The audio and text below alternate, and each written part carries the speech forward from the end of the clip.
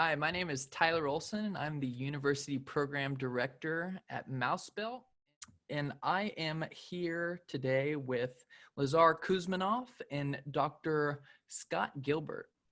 How you guys doing? Great. Fantastic. Great. I would like to start this off by asking you guys to share a little bit of your background and maybe help us understand how you got into the cryptocurrency space or the world of blockchain, and what is it about distributed ledger technologies that interest you? What sort of issues do you think are the most interesting by way of use cases that this should be applied to? Maybe we can Sure. start with you, Lazar. Yeah, sure. So I'll start ahead. From the very beginning, once I graduated high school, I was looking for, a summer job to pass the time, and I took on lifeguarding. I started saving up some paychecks, and, by the end of the summer, I had enough to buy parts to build a full computer in 2016, I believe. So I built a full desktop computer, and then on forums, and people were talking about mining this thing called Ethereum. And, given my computer background knowledge, I sort of dug a little deeper into it and realized that, hey, my graphic card can actually mine this stuff. So I started mining, I think, around 2016, 2017, and that's what initially got me into it. Um, since then, I've taken on study courses and graduated the university a year past. I've continued on during my junior year of college. I was hired Saluki Tech Service Center. We provide primary IT support for SIU students and faculty. So that introduced me to a whole separate realm of the IT world that's sort of standing a little bit more. And I would say the culminating point was sometime in 2017, right before that big uprise. That's when I really started to get into it just because all the hype building up and everything around it. So that's when I first started getting into the investing aspect of it, seeing sort of how the exchanges work, tax applications and things of that nature. And once I believe it was spring semester of 2018, I had the pleasure of attending Dr. Gilbert's financial economics course, where I looked at the syllabus on the first day and I scrolled to the bottom, and he had a section for cryptocurrencies. And I haven't seen this before in any other university class, so I thought, so, throughout the course of that semester, we talked back and forth, and eventually ended up, giving a presentation to the students on cryptocurrency and sort of the basics of it, how to get involved with it, and interact, different sorts of economic effects that are involved with it. And that's, I would say, is what inspired me to start the Blockchain Economics Club with Dr. Gilbert as the faculty advisor. So from then on, from spring 2018, I went on and sort of canvassed, collected signatures, collected around 50 or so signatures to get the RSO officially up and running. And then I believe that fall, we got everything working. So we got approval from the student government, sort of get the official stamp, and then we had our first operations of the club in spring of 2019. And during that point, I acted as the first official president, and I was starting an RSO is like starting a business. It's not easy by any means whatsoever, but we managed to have a very successful first semester. We collected all the Raven Coin addresses. We had them sign, um, essentially a disclaimer, culminating everything. It's all available on our website.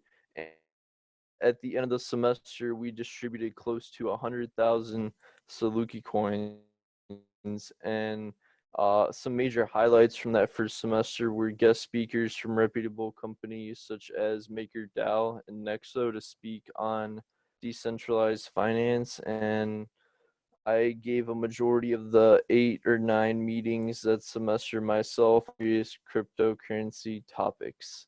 And to the present day, I currently work as an IT support technician. I work directly with the sales department to help manage their external call reporting and handle a bunch of other IT tests as the virus emerges.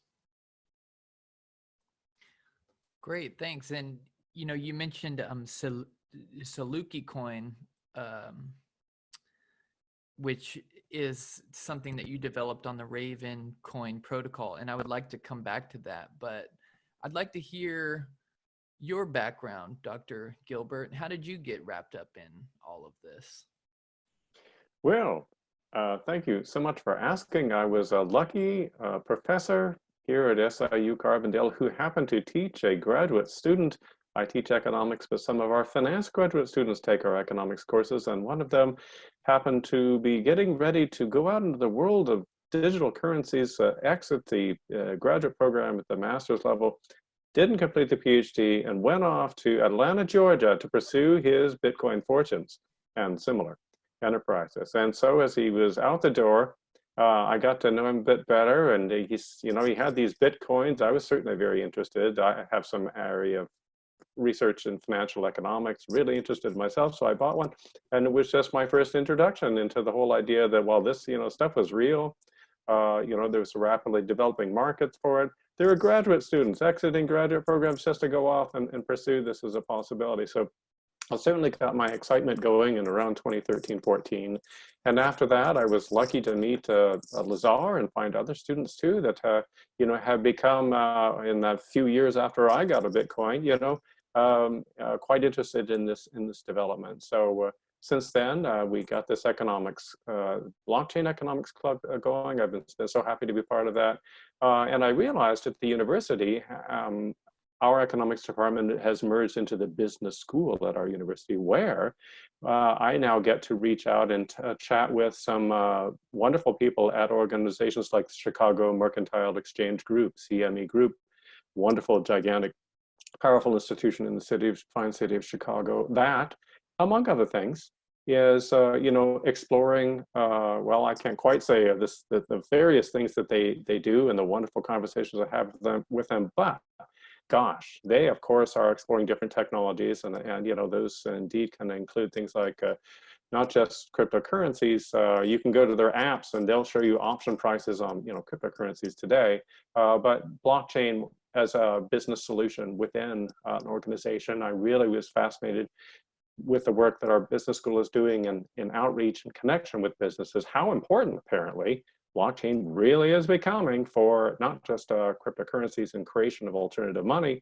but solving communications problems, money transfer problems, and other real business problems at a variety of different organizations. So anyway, that inspired me to also create our SIUC blockchain initiative that involves now faculty like myself and my colleague Henry Hexmore in the computer science department, but students and some faculty, including our foundation faculty, that outreach to other businesses as well. So anyhow, my journey has been one of an instructor that now is involved in different groups of faculty. We just, my colleague and I just applied for a research grant to the Department of Transportation that has a bit of it on automated cars communicating via blockchain. So I'm so excited to as well now have some research in that area, and I've already had a PhD student publish on cryptocurrencies with me as well. So I have some research, teaching, and service interests that make me really excited about the subject.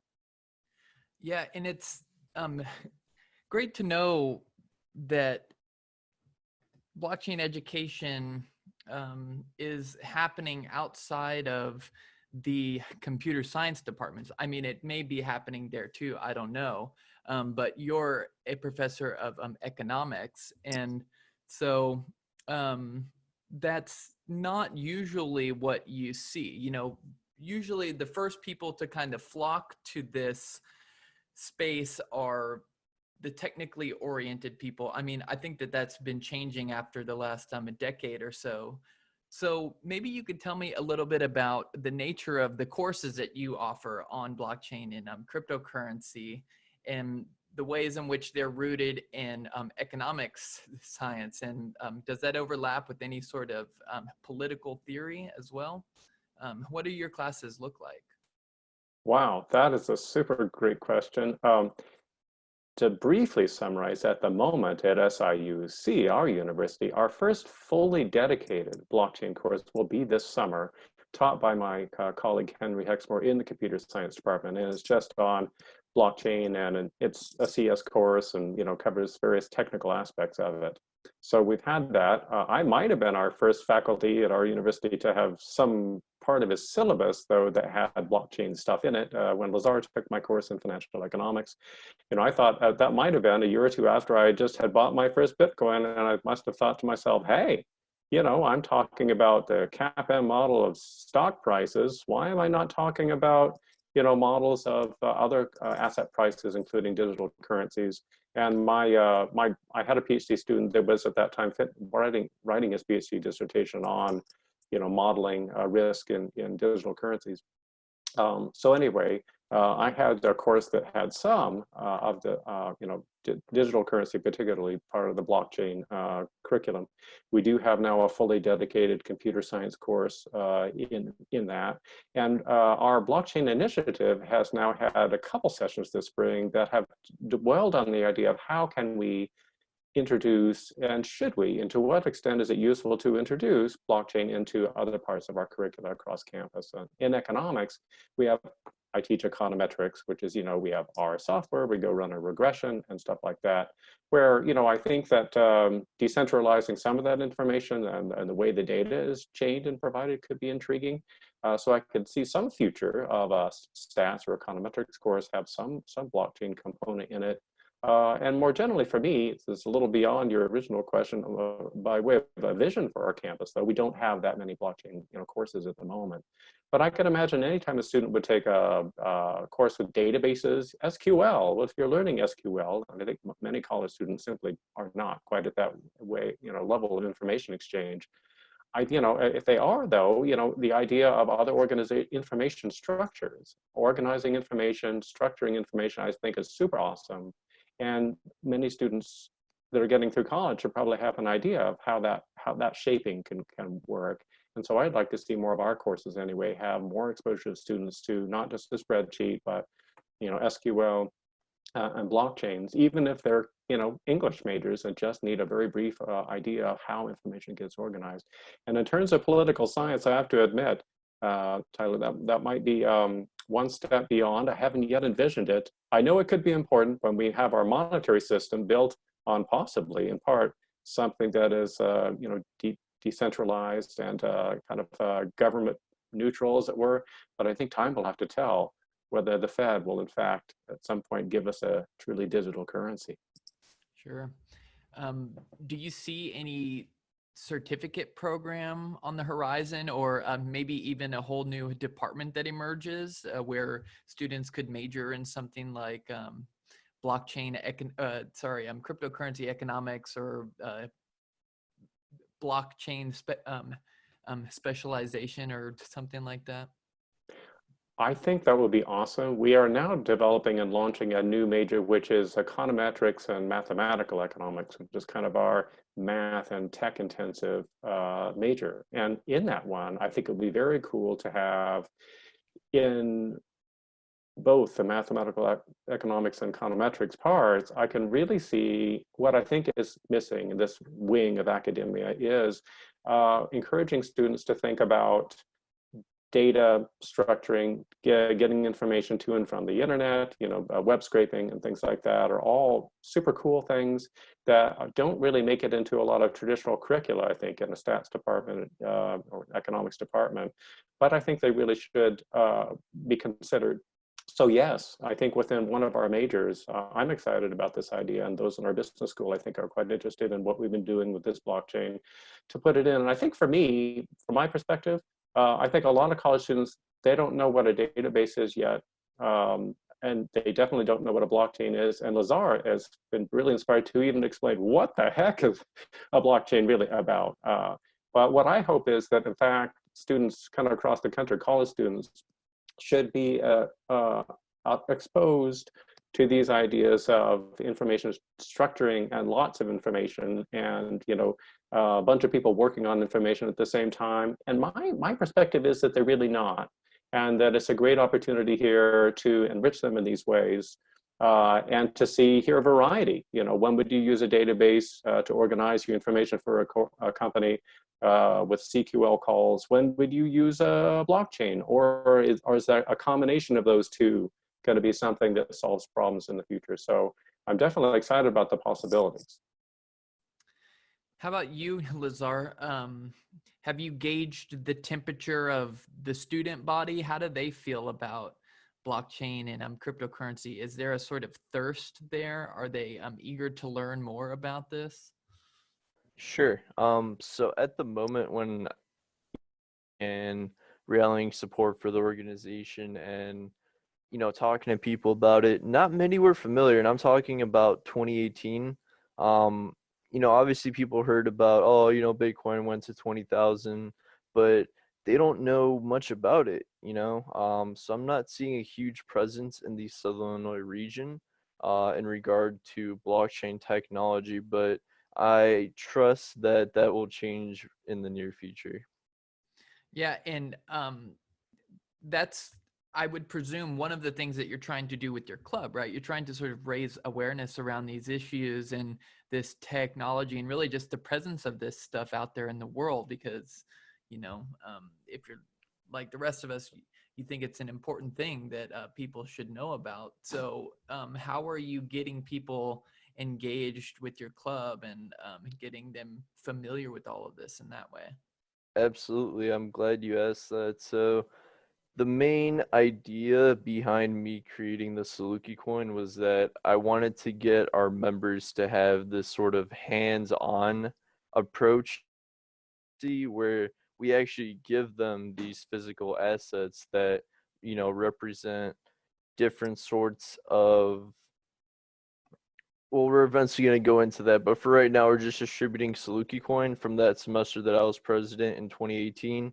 From that semester, like I said, we distributed about 98,000. There's about, I think, 170,000 that were meant to be claimed, but the people didn't register an address in time, and you didn't follow procedures, whatnot have you. So we basically took the expected amount with the people that actually had an address, and we subtracted it and we burned the remainder of it from the total supply. So this actually creates an economic effect, a deflationary economic effect in our total supply schedule. And I have a full Excel sheet where I sort of did some modeling as to forecasting how many members I expect to show up at the meetings, how much Saluki coin am I going to, what's the sort of barter rate for it. And by barter rate, okay, the first semester I was president, implemented this policy to sort of further incentivize students to come. So Saluki coin in itself has no value. Like, it's not traded on any exchanges. It doesn't have value beyond, peer-to-peer exchanges or anything like that. So what I did is I created a value for it. I did 10, I think if you traded me one Saluki coin, you got 10 Raven coin, or it might be the inverse. I'm going to have to check the spreadsheet, but I essentially incentivize a program where people could trade their Saluki coin for actual assets that are in the market, Raven coin, in that case. So we had a couple students claim it, and I did the math on the Excel sheet. If a student attended every single meeting and every single event that distributed coin during the peak of the, Raven coin asset, sort of price pump in 2018, because it did see a massive price pump. It was one of the best performing assets of that year. It was trading at around 5 cents. So and referencing my Excel sheet here, So at the time, with the 21 million units that I created, we had an implied equity value of about 100 grand. So that's incredible just to know that, you have that much equity value. But going back to my first point, if a student attending and, was compliant with all that and they managed to get the Raven coin from the Saluki coin and sell it at the market price, they could have earned up to $50 doing this. And that's from my own personal funds that I sort of staked for this. And keep in mind, every member did have to sign a membership disclaimer form that is publicly available online on our webpage. Wow.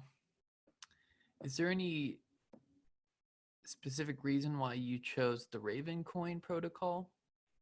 Yes, absolutely. So Ravencoin is a lot like Bitcoin. Think of the total supply of Ravencoin as Bitcoin times 1,000. Um, so essentially, it has the same mechanism, except the key differentiating factor is the mechanism in which that it, creates the blocks or validates the blocks rather.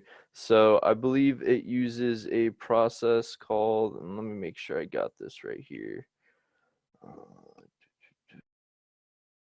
X16R, and they're constantly changing it. So I don't know what the current one is right now, but that one's heavily GPU intensive, meaning graphic cards are the primary source to mine it.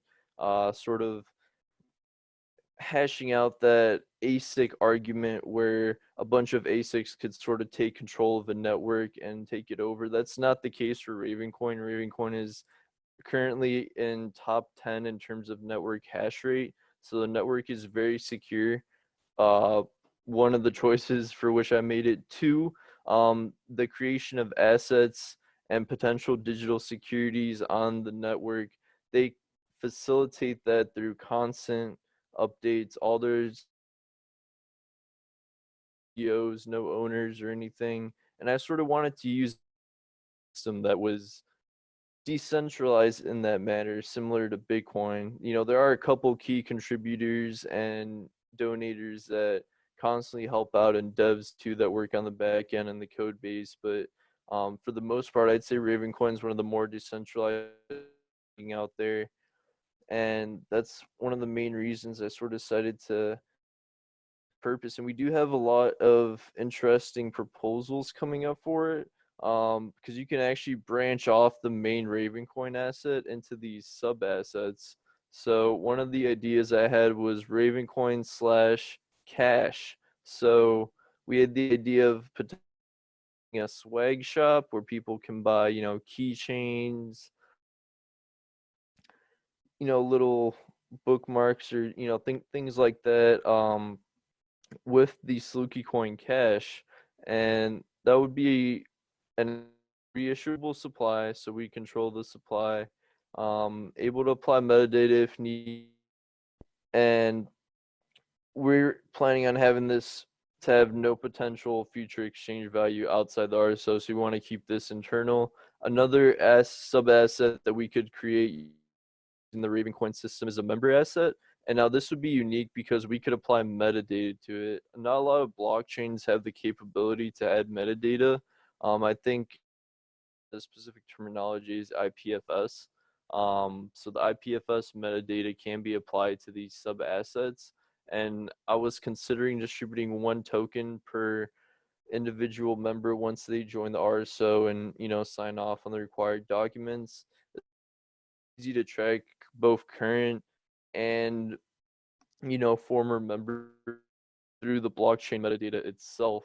It creates an accurate format for the distribution of voting assets, which is one main thing too with the digital world that we sort of now. Voting is a key part, and usually we for higher end we do closed door voting. If you're executives of a company, you do a closed door vote. This would, in a sense, validate the vote through the blockchain and send it that way through the sub asset. So that's one thing that we're sort of looking at there with that. Another thing that Ravencoin offers is messaging, and this will provide us a good mechanism to sort of send a message to all people that have that Ravencoin members sub asset. And that's just the beginning. Ravencoin offers a lot of features, and they're still constantly in development. They work day in and day out to deliver new features. So I'm going to be working with, the latest updates and implementing that into next semester.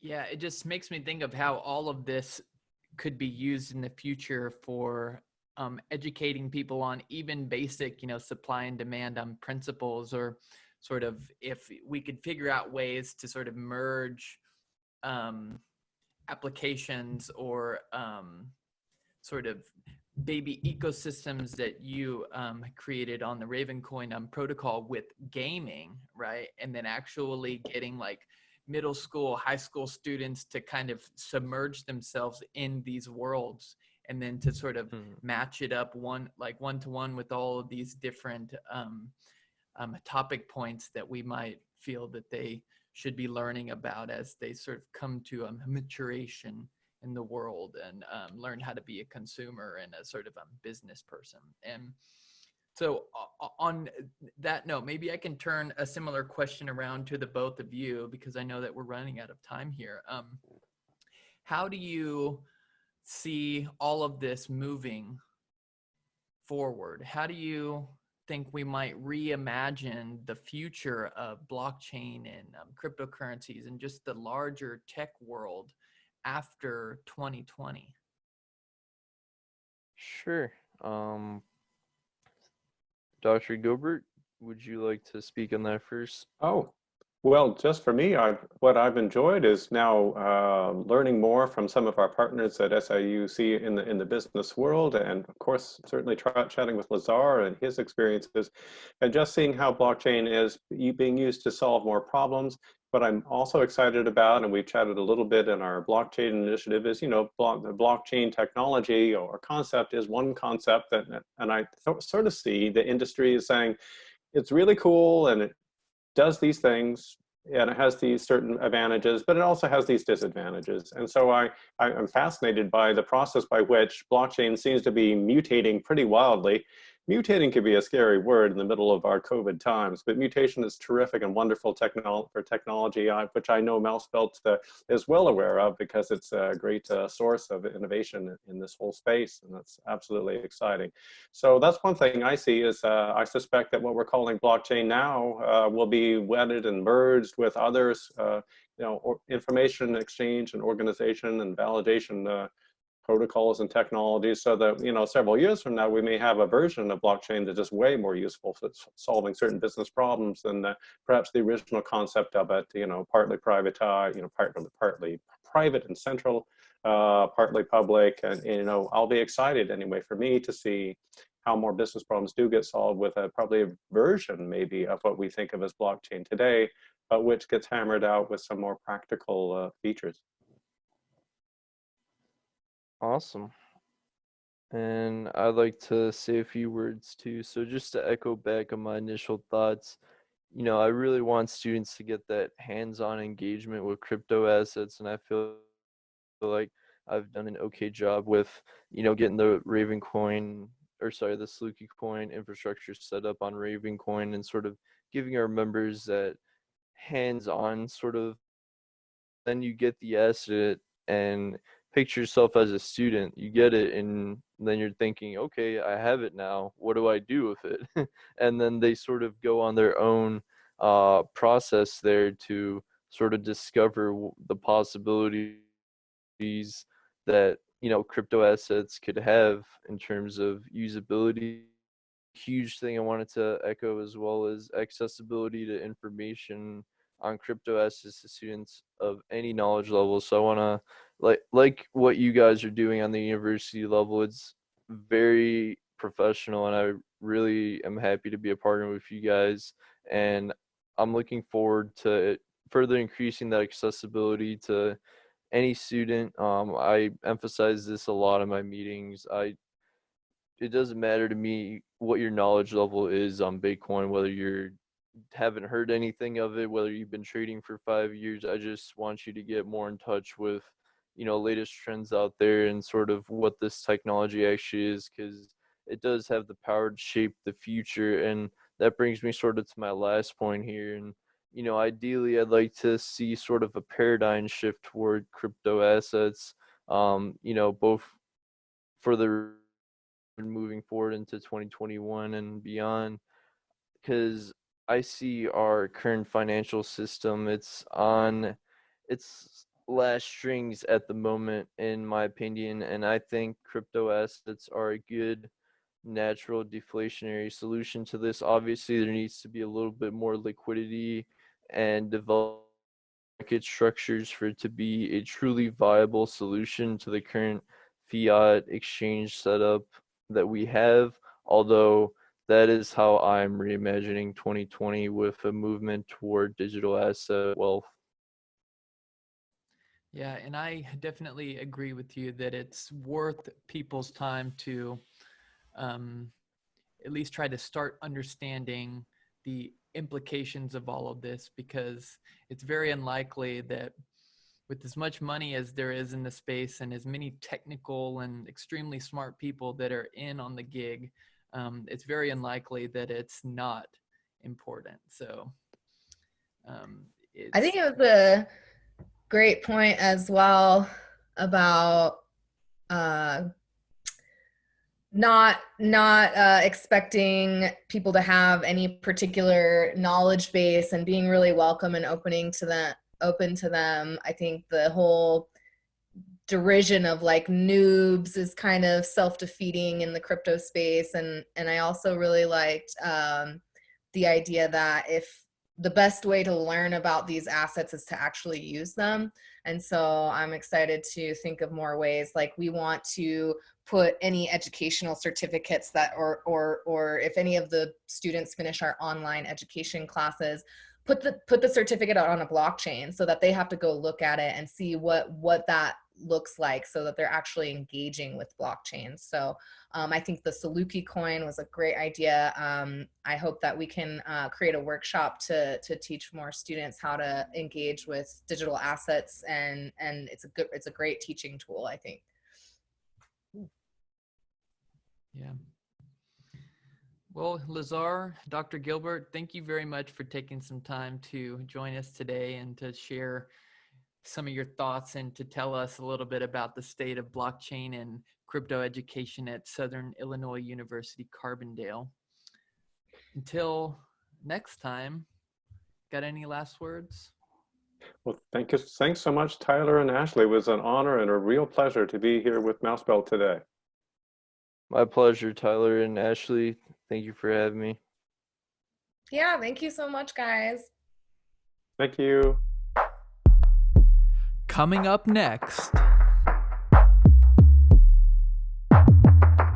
stay tuned to learn more about the state of blockchain education at major universities all around the world. Reimagine 2020.